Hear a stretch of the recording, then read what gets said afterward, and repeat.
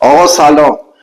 کسانی که مواد مخدر مصرف میکنن و به اجبار میخوام برن آزمایش مواد مخدر بدم، الان میخوام یه راهکار بهشون نشون بدم که آزمایش مواد مخدرشون منفی بشه. 3, 2, 1.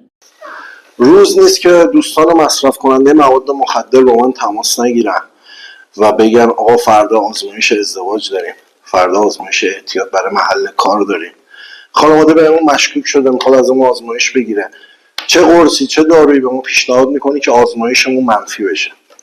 ببینید دوستان، این کیت آزمایش مواد مخدره، کیت خونگی. شما به راحتی با تهیه این از داروخونه و جاهایی که کالاهای پزشکی میفروشن میتونید از فردی که بهش مشکوکین آزمایش اعتیاد بگیرین. 3 کاره داره، 5 کاره داره و 10 کاره. 3 کاره یعنی 3 نوع مواد مخدر نشون میده، 5 کاره یعنی 5 نوع ماده مخدر نشون میده، 10 کاره هم که تکمیل ترین نوع کیت همه مواد مخدر رو نشون میده. من الان کیت رو باز میکنم، طرز آزمایش رو بهتون یاد میدم.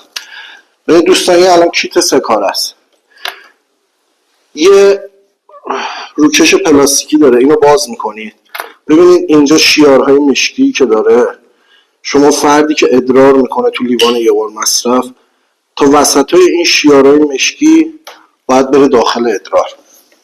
میره داخل ادرار، حدودا مثلا اگه این لیوان ادرار باشه میذارین داخلش، 1 دقیقه میمونه داخل.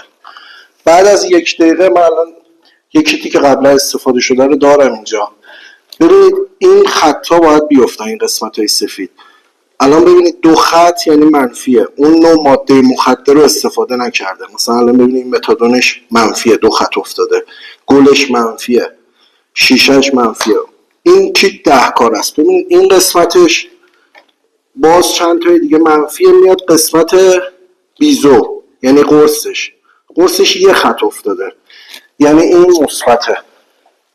بهترین راهکاری هم که برای افراد مصرف کننده مواد مخدر دارم که کیتشون منفی بشه، اینه که مواد مخدر رو برای همیشه بذارید کنار. ممنون.